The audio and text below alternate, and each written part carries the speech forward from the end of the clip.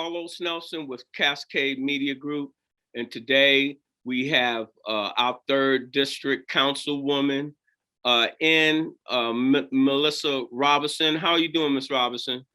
I am well, thank you. How are you? We're doing fine. Today I want to have a little bit of conversation. I haven't had you on the show in a minute, and I just want to talk about the third district to a degree. And I want to be moving all over the board with different things as it relates to the third district. The number one thing I want to talk about first is how I see the third district changing as it relates to the resources that have been put in the third district as it relates to these bicycle paths, these walking paths, and a few other things.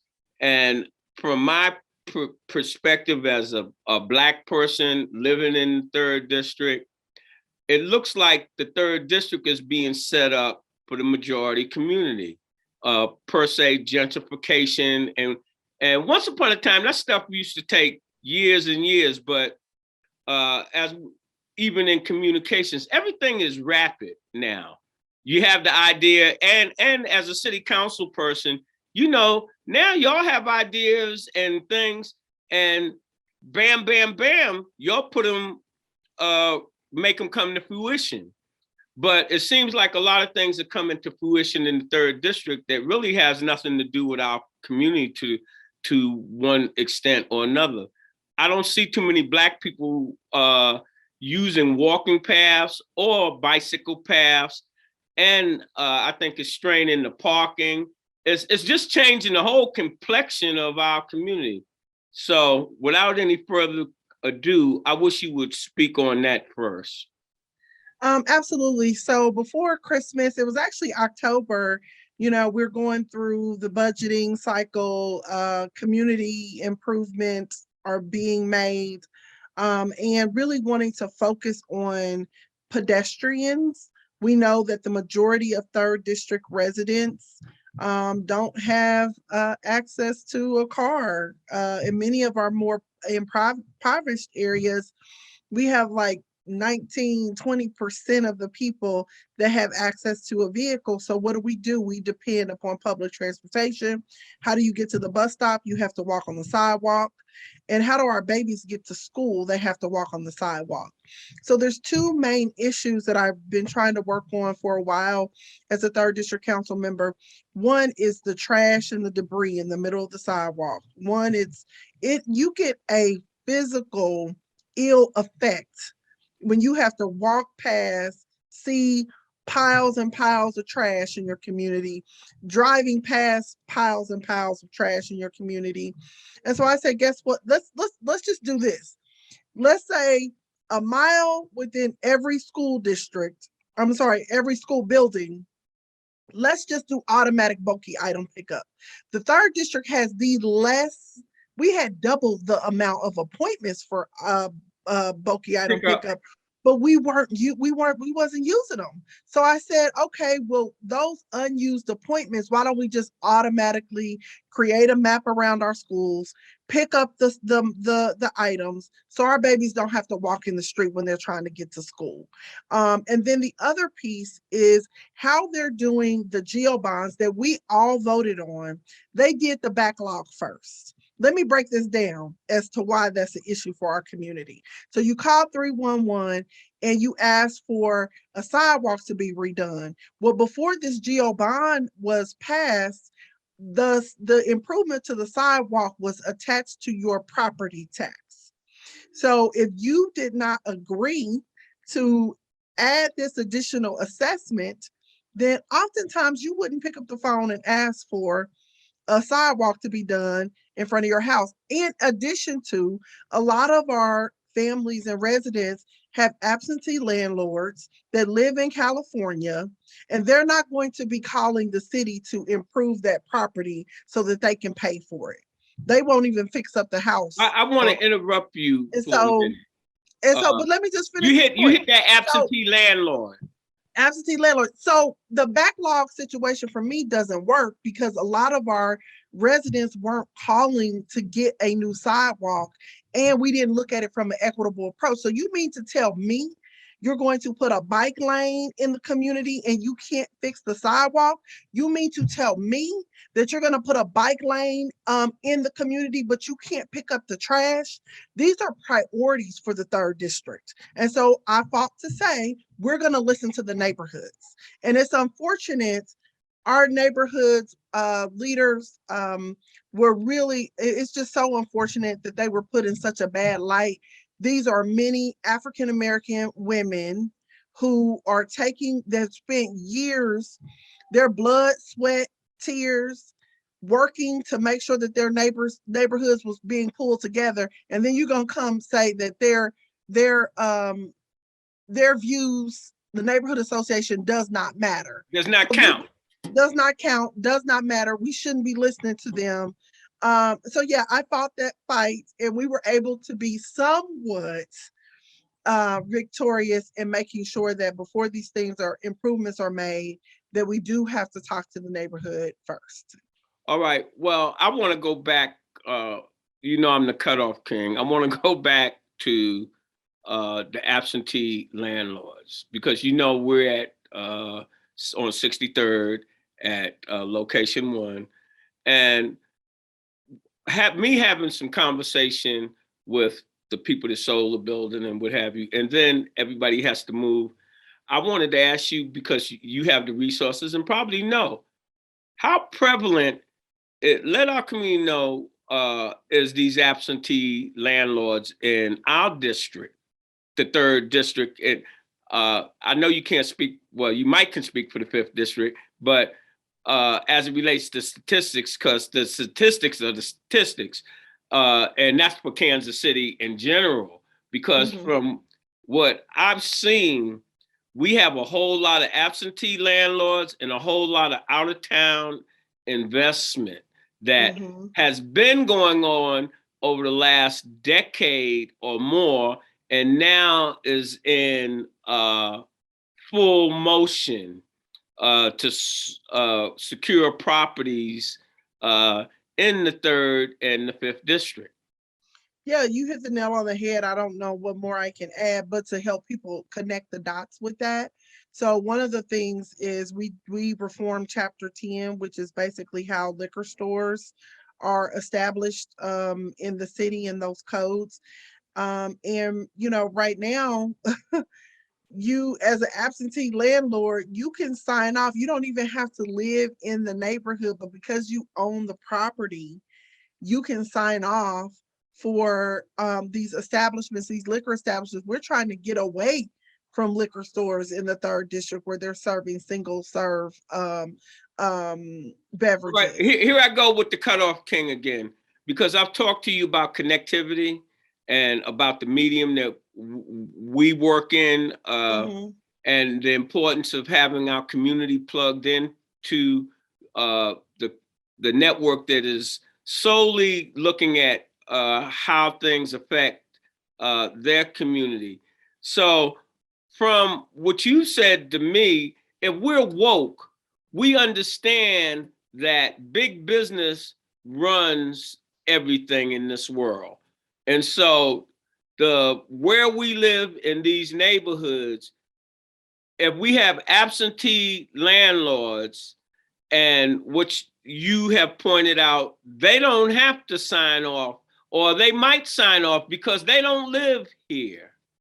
And unless we are, from my perspective, come together and give our political people like yourself that are in position the backing, and the establishment knows that 65 to 75% of the people in your district are 100% behind the legislation or the ordinances that you are putting forth to protect them.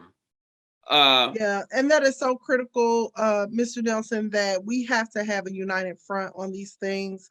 I would encourage people to email me, to call me, and to say, hey, we want to be a part of the community brain trust, because those are times where we come together, we look at policy, we look at our agenda, we try to figure out how do we build power to make sure that these things go forward and we're successful. My email address is my name, melissa dot robinson at kcmo.org.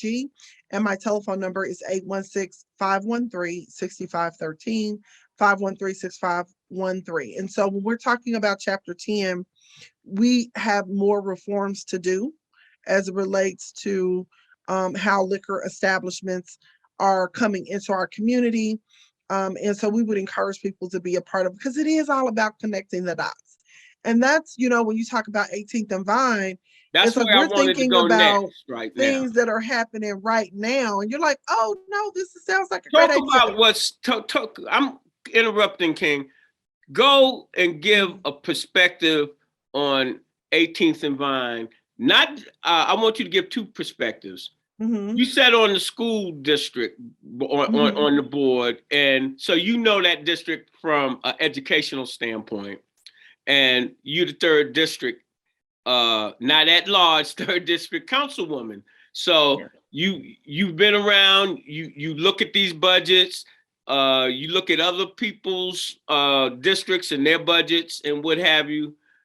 Talk to us about the last quarter of a century, 25 years from, I'm saying the progress that you've seen from, I know you had to be involved with Lincoln Academy and the prog on education, that's right in our community. And Absolutely. What's going on from an economic standpoint, a retail standpoint, a housing standpoint, and the Royals, they have that baseball academy and stuff, but who does that serve? Right. And I'm saying, I want you to go there, if you will. Yes. So essentially from a school perspective, obviously, actually our next community meeting in March, we're going to be talking more about schools. We're going to be talking more about the Blueprint 2030. I apologize for the noise in the background. Can't I hear. have two sons, so if you hear them from No, we can't hear. Okay, all right. I said that too to try to tell them to be quiet as well. Hopefully they heard me with that. But anyway, and so we're going to be looking at, the school district continues to shrink, right? As the charter schools continue to expand. So our kids don't have access to all of the same things that other kids have access to. So the school district is going to be looking at, how do they think about the future. And so I'm excited about that. Now with 18th and Vine in particular, there's a lot of things that we have to work on. There's a lot of things we have to do. There's been a lot of conversation about the property that the city owns. And when the RFP went out for that, we were looking at a mixed use facility with retail on the bottom, Can I multifamily on interrupt the you? You top. say the RFP. Talk about what that is. I'm saying Yeah, sure. the So average person don't know. yeah, so that's a request for proposal. So the city basically publicized to developers in the community to say, Mr. Mrs. Developer, we want to have a retail on the bottom and then the multifamily on top. And the city would like to, maintain ownership of that. And so that's kind of where the conversation has become more interesting around the city wanting to protect 18th and Vine from gentrification by saying that the public would own the retail space. The city owns some of the retail spaces there now. So we're evolving in that thought process to say, what are the pros and cons of the city, the public owning the retail piece? And what we're really trying to get at is we're trying to make sure that small minority owned companies, entrepreneurs that are in the third district will have access to the Vine once it's redeveloped. And so we have to make sure that that's codified in the agreement. And then, obviously, when you have all of these, wonderful, beautiful buildings that come up that don't really match the landscape of the new versus the old, how do we make sure that we are protecting the old? So addressing those issues. We talked a lot about the dollar sale, which I'm okay with the city. Explain that. See, Okay, we know okay, about I'm it. gonna, yes. Explain what the dollar sale is to our So the city layperson. oftentimes, because there's a gap in your financing, so if it's a, $30 million project and you have a financing gap of, $10 million, the city owns the land. So they'll give you the land for free, essentially $1 basically for free, to help to draw down that gap. The conversation becomes, what's the community benefit? And oftentimes in development, we talk about a community benefits agreement with the developer. And so we just have to take a moment, have those conversations, understand that, okay, if the city wants to get out of the ownership business and let the free market decide what happens, what is going to be the community benefit on the other side, so we don't turn into another Bill Street, so we don't turn into another Crossroads, that the community that has been there, that's been surrounding that area, still has access to the area. And so that's what we're working through. We've gotten a week now to do that. We've continued to have conversations. People are more engaged now that we put it out on, social media to start having these dialogues. And oftentimes people are like, well, why would they put that out there? That's just casting dispersions and it makes us look like we're dysfunctional and, things of that nature. Well, this is a public asset. And what I won't have happen is, when I'm all termed out or kicked out or not in office anymore, I won't be sitting by 25 years later saying, what did I do to protect the community in this deal? And did I advocate hard enough? And so what that means is partnering with Cascade Media Sports to make sure that our message gets out there, and working with different social media, that type of thing, to bring people into the conversations. I've been around 18th and Vine for a long time. My grandparents, Dorothy Salisbury, George Salisbury, those were my godparents. So I grew up with them in Parade Park, at their dinner table, at their breakfast table. I grew up at the Mutual Musicians Foundation. That's probably why I got asthma today, because as a 3-4-year-old, I was at the Mutual Musicians Foundation on a Saturday morning, almost every Saturday. So this place is very dear to my heart. It's not something that I just want to make sure that what the city said it was going to do, that I followed through.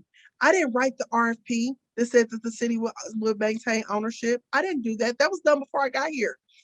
And so now that we're looking at a different model, I have to be accountable to let people know why that's no longer a good idea. And that's what we're getting to. And those are the conversations that we're having now before the council decides. Another question I'd like to ask you, on a 1 to 10, how do you rate the new city manager performance? I'm going back to when we brought him on and all the controversy around him. And what's your assessment now? I rate the city manager fairly high. He is very committed to action. He, definitely there's a political part of, making sure things get done. I would like for, thinking about being a strong city manager. I have that conversation with him a lot about our charter, and the strong city manager portion. He is very easy to work with as a council person. I have no issues with the city manager, and I'm just keeping it 100. Now, the thing of it is that, yeah, we're not going to always agree. And but I know that my battle is within the council chambers. He has to do what the majority of the council says. So I think he's doing a good job. People are like, I'm glad to it's, hear. I'm saying the yeah, reason I asked that, I haven't talked to you off camera about none of that stuff. yeah, no, I Uh, think he's, yeah, and when you said truthfulness, if you come on my show and lie or not talk truth, you won't come back yeah, because that is what the regular networks are pushing out. yeah. And Well, there was this thing on the media talking about, this week talking about, some rift between me and the administration. I don't have, I'm going to show up. I'm going to do my job, and my job is to protect the interests of the residents of the people that I serve in the third district. So we may not always agree on how that's going to get done. The city manager lives in the third district. He in that's good essence to hear. is my boss. But I'm like, look, I have to represent not only your interests, but I have to represent the people who've been One to here. 10 on the mayor. The mayor is doing a good job too. I 1 to 10. We you gonna make me do a 1 to 10? Yeah, He's doing a I'm really giving good this job. but an 8 myself, I'll and I don't give him particularly. about a 9, Well, I said I got 8.99. bias, but I'm saying I think because personal bias, like we always have, and that's behind my shows. But I think Quentin has been the quintessential young Black politician that is bright, that understands the landscape, understands who he is and where he has come from, and is trying to work within the confines of uh, the situation that he is. But he's representing our community. You ain't got to like him, but in my essence, anytime you take on the police like the board with Mm-hmm. real situations, Yep. Yep. because you're taking, whenever you start talking economics and you taking economics, you almost looking for the hit squad. Well, And and I think, and I rate them a little bit higher than 8 because, and I'm more 8.99 well, because really the reality of it is he's going as far as he can go. We as a community have to be behind him. We have to think about a lot of the housing things that have been done. Those have been, you know, hundreds of people that have taken off from their jobs. They've sacrificed their time to push an agenda. And so, to the extent that our community can be organized and unified and working with our media, with our Black media, we could get much more out of all, because the mayor is a member of the council, he's one vote. We could get much more out of the council and get much more done. But the reality of it is that he cares about the third district. He cares about the issues that we care about. He's going to stand up and do the right thing 9 times out of 10. right. When I say right, that means my opinion, right? And we may see things to get things done differently, but at the end of the day, I know he wants the best for the city and the best for the third district. That's what So yeah. I would say. I'm gonna add to that. I think he wants the best for the third district, but I think he wants the best for the city. And Yeah. if the third Mhm. district is not being taken care of, or the fifth district, or the minority side of town is not Mhm. being taken care, how can the city be whole? Yeah, and And he listens, to the standpoint of, if I come and say, well, I mean, have you thought about it from this perspective? Or, I don't really agree with this because of this, and I mean, that from a political standpoint, oftentimes politicians we are like, look, it's either my way or the highway, and this is what I'm going to get, and I'm going to just do what I want to do. He doesn't take that approach. So that that's something how I'm I've grateful looked for. at him, and you know how I feel about the NFL, but uh, Patrick Mahomes has been a standard bearer for Kansas City, and Oh, I that's think nice. Quentin Lucas on the in his lane on the political side has shown nationally, worldwide, I got talent. This thing's Yeah. happening here in Kansas City.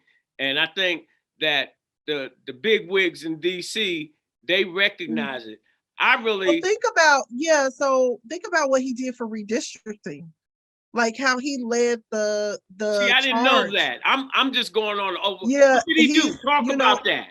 okay, so with redistricting, just making sure that all the districts around the city have an ability to elect someone within their group that represents their interests. And so I won't go, I wasn't on the commission or any of that, so I won't go into any deep detail.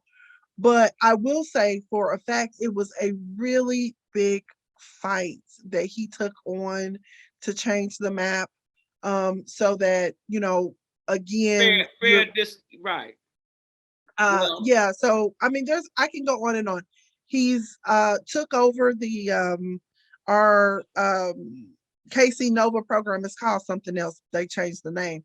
But essentially, this program is a law enforcement program where law enforcement gives social workers the information of people who are need help, that they're on the brink of either killing somebody, being killed, they're in trouble.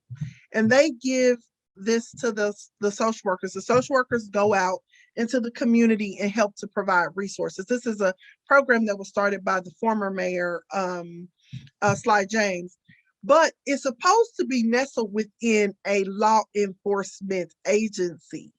And the mayor said, when nobody would take it, he said, well, I'll take it because this program is important.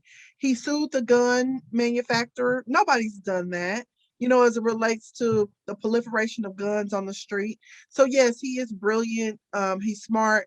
Again, there's things that I'm like, well, I wish you would do this and I wish you would do that. But in the grand scheme of things, he's been solid. so you done gave him a 9, and you done made me push I'm my little 8 up to a 9. I'm saying push it up to a 9. I do, but I am. I'm saying, but obviously it would be a 9, or really mine would be a 10 if I didn't have personal bias. Yeah. I'm willing to recognize you rub me the wrong way, but I'm willing to recognize anything that you do, I'm behind you.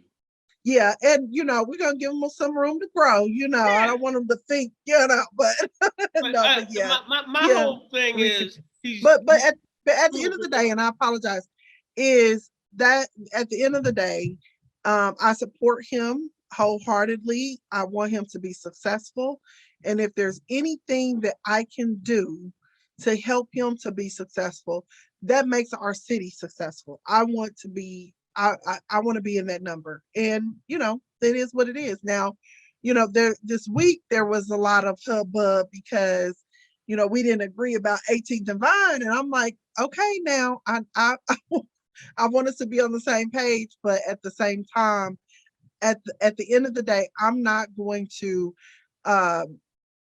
feel like I sacrifice the benefit of the community to make people feel comfortable. That's not my job to make people feel comfortable. My job is to speak up and advocate for the interests of my district. In closing, we want to make one announcement, and then I want to ask you, do you have closing statements? How about you making the announcement? What's going to happen for the rest of 2022? So we have you on camera, long as you're in office. Okay, what's going to happen every Thursday? Yes, so just coming to Cascade Media Group every Thursday to give you an update before council session, to let you know what's going on, what's on the docket, what's up to bat, what are our issues, what are we working on, and just making sure that I'm more accountable through this medium to the community. So I'm very excited about that, and thank you for the invitation.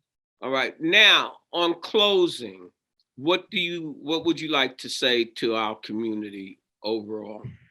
I would like to share with the community that this past year, we've done a lot of great things together. And I would just want to encourage people to remember, in the words of Leon Dixon, that power flows to the organized.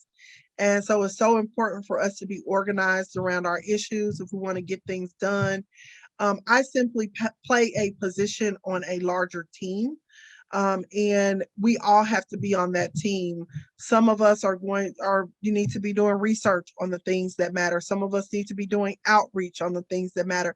Some of us need to be just meeting with other elected officials. And so it's not going to be just one person that's going to stand and deliver and be our Superman, be our Superwoman. It's going to take the collective. And so that's why it's important for us to connect with Cascade Media Group, so that we have a united front as it relates to how we get our message out, because communication is so very powerful. I would just encourage people to connect with us. We do have a scorecard. So every year we come to the community and we say, okay, what are the 5 to 6 things that we want to make sure we get done within the next 12 months? And we want to be unified around that. And when I come back on, I'll talk to you more about some of those things that we have up to bat to get the community engaged in. All right. I want to give a shout out. See, you hit me between the eyes with Leon Dixon, because Mr. Dixon, you remember when I used to be up there, me and him shared the office, Cascade Sports, the direction that it goes, when we formed that, home of the student athlete, behind education, because Mr. Dixon said, Carlos, how you gonna have some sports and don't have the big education piece in there? What's wrong with you? He introduced me to Franz Fanon. He introduced me to what really I'm doing from a Black perspective.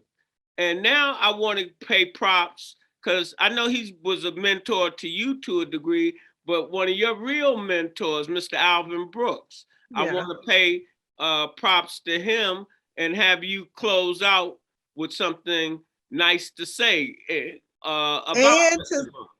Absolutely, I would love to. But I do want to make one announcement. It is Black History Month, and Walk Like a Jamu Day is coming up February 28th. So Ajamu Webster, definitely want to. Role model. Excellent role model. Thank you. I always don't follow. I'm like that wayward child. Sometimes I don't follow the advice, but he's always there to give it, and I appreciate that. And Walk Like a Jamu Day is coming up on February 28th, where we can honor him and take a moment to listen to what he has to say, and hopefully he'll be coming to the council to talk to us about that. But Mr. Alvin Brooks is such a amazing mentor when we think about Black History Month. There we go. As a African American female who grew up in the community, oftentimes I call them a productive capacity. So when you grow up in spaces and places where you gotta kind of watch what's around you, then it's really easy to think about all the negative that is around you, to be able to watch out and to be able to be on guard and be able to protect yourself. But Mr. Brooks always encourages me to think about the possible. And politics is the art of the possible. And so I really appreciate him continuing to say, the queen that protests is too much. Like, don't always come to the table with a problem, come with a solution and work to get there to build power. So he's someone that holds dear to my heart, and is amazing Kansas City legend. I think the community, the people that's woke in the community, and you don't have to like Mr. Brooks, you don't have, revere what he has done. And I tell him quick, me and him didn't get along for a lot of different things, but you know what? When a nigga die or what have you can't pay no funeral and all this stuff. Hey, Mr. Brooks, and that has gone down for a quarter century or more, because I've known him when he was younger. And working with him for 14 years, I work every day of my life because he taught you the importance of being there for people. And oftentimes when you get in these political positions and you're like, oh, call my assistant, or, fill out a form. One of the things that he taught me was to be there for the people whenever they needed you. And so hopefully It's I difficult, think you're a shining example. but I don't want yeah. to suck up to you, girl, because I don't be sucking up. But I think when you served on the school board, Mhm.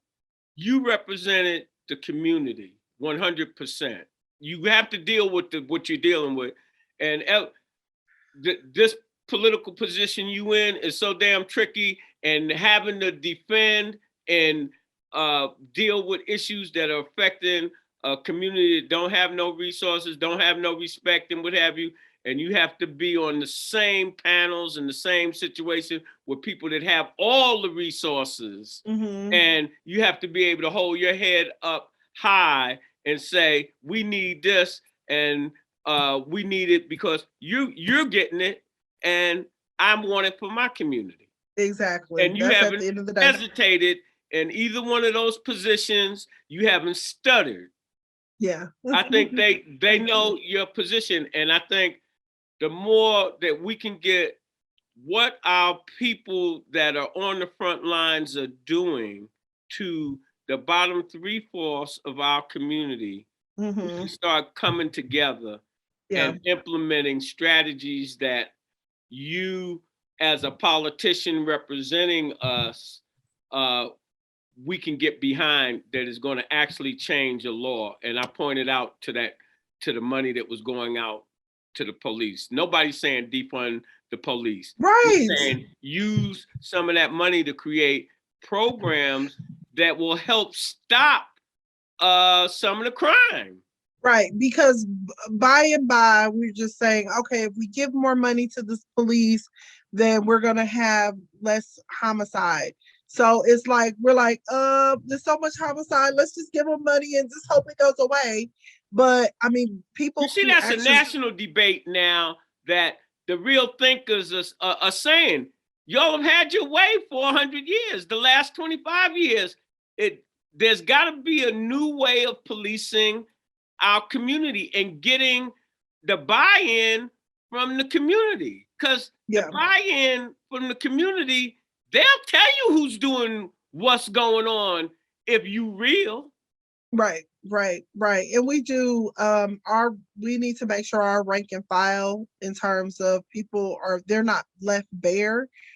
You have all of these administrative positions and I love for people to be promoted and I get all of that, but if we don't have officers that are able to respond to the 911 calls, you have to understand how that feeds into excessive use of force. Because just think about it. If you're going call after call after call after call, having to come in every day, no days off, and then something happens. Yeah, I mean, like, come on now. Yes, we got to make sure that um we have enough officers that are on the force to answer calls, because I think that not only do we have to look at training, but I think that the fact that there's such a shortage, it's also feeding into that excessive use of force, because our officers don't have enough downtime, making sure that they have the emotional supports that they need when they're going through so much trauma. And I'm not trying to make any excuses for You're not. anybody, but I'm telling you what's happening in Kansas City. And you when you pick up 911, you want a response immediately. You don't want them to say, I'll be there in an hour and a half. So there's some things that we do have to work on. But to your point, is it has to be community centric. Today we had a meeting with it was over 100 people there this morning to talk about who would be the next police chief. We asked for the Board of Police Commissioners to, be with us in this. And they were like, well, no, we're going to do our thing and we'll let you know when that happens. So we created our own table and pulled up the chairs for the public and said, let's see how we can communicate to the Board of Police Commissioners what the skills, abilities, talents, how do we build the profile for the next police chief? From my So perspective, Bishop Talbert is the head of that commission, I believe. he is. He's Uh-huh. supposed to be representing Black people, far as I'm concerned, as well as the overall Kansas City community. and should have a deep understanding of the distrust that has gone with the police and be able to come up with something, because I understand my brother-in-law, Ron Harden, is retired off the police force, and my other brother-in-law, deceased, Leon Harden, was on the crime commission. And I know that it's a double-edged sword. I know that Ronald, when he first got on, shot somebody and it disturbed him totally. I think it disturbs most when you talk to but we don't officers. see a lot of that. Yeah, I think that, yeah. And so when I come up in the era, the pig, I come up in Black Power, but that's why I was talking about Mr. Brooks. As I look at it from a different perspective that he would bring, a Colin Powell would bring.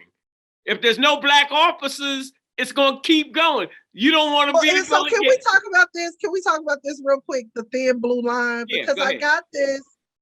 I got this email, and they were like, "Support the thin blue line," and I'm like, "Oh my gosh!" Like, you know, when you think about Black Lives Matter and Blue Lives Matter and that type of thing, we don't really study words and what they really mean and the origin of it. The thin blue line is what protects the community from chaos.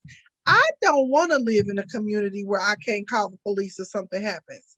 And so that thin blue line is the community, is the police protecting and serving us. And that's something that we should support. That's not something we should, you know, shy away from.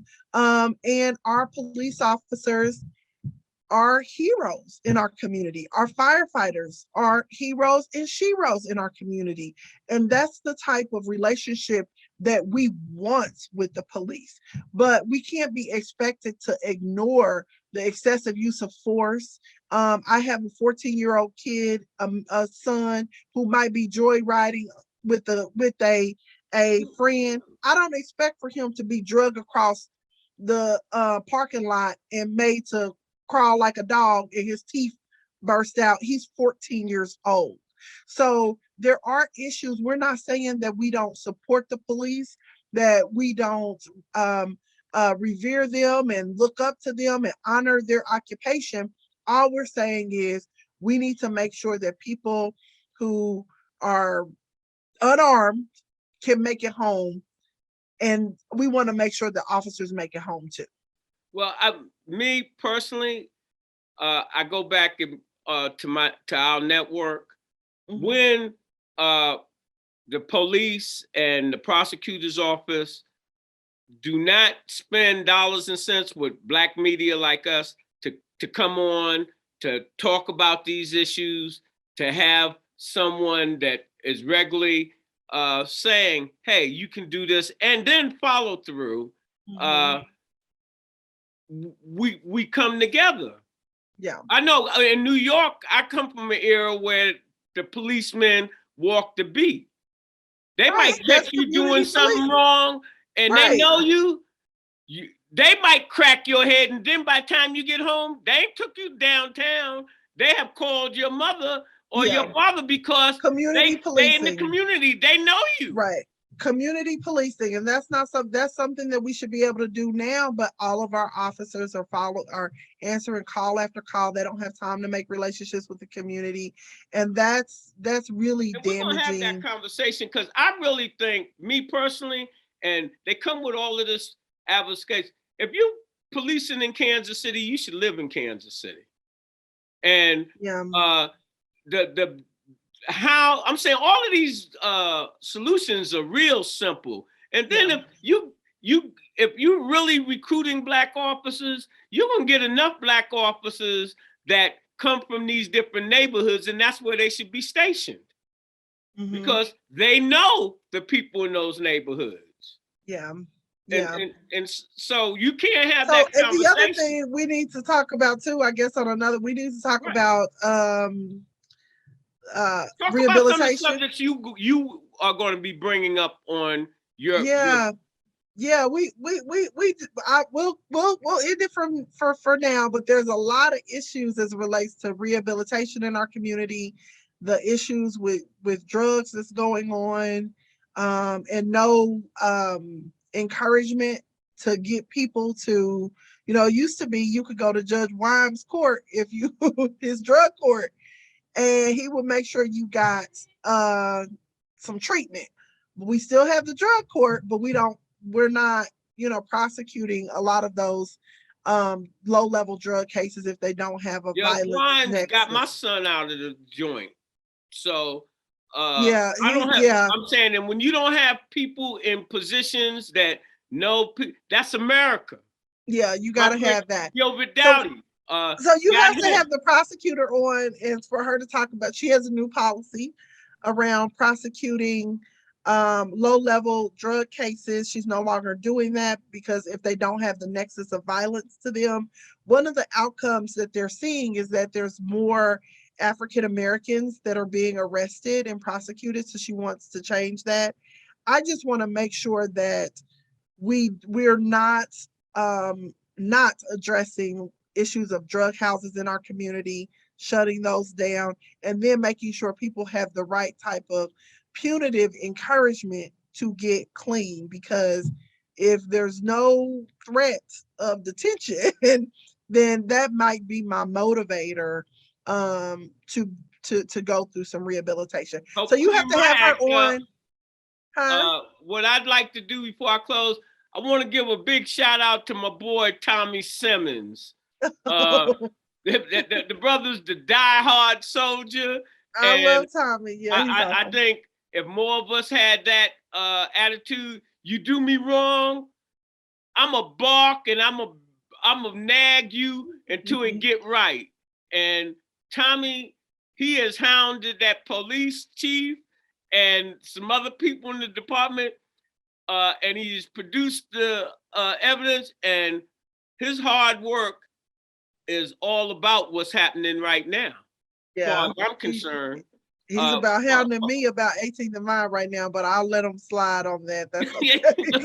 Yeah, Like, oh my God, I got on Tommy Simmons' bad side. This yeah, is not but good. I think he's Yeah, been a community warrior. He's going to, yeah. it's not like we've been through the system, the real system, bars and all of that. And understand, when you can't get justice, that's a real problem. Look, all these people that are blacks that are coming out the penitentiary, done served 40 years, 25 years. We say that like it's a popsicle. 25 years, God don't even know how to use the phone. Don't know how to use all the different things that's coming. And then you don't pay him nothing. Yeah, Missouri, I'm telling you, Yeah, but I'm saying we gotta all of that change that. is in real time right now. Yeah. And we have got to start trying to change the system. And you only can change it through politics. That's what has put everything in place. And the only way we can deal with that, and we can't deal with that unless we come together, solidarity, have numbers and voting block. So thank you so much. In closing, as I always say, when you invest in your community, you're really just investing in yourself. Good night. The program is brought to you by the Kansas City Business Association.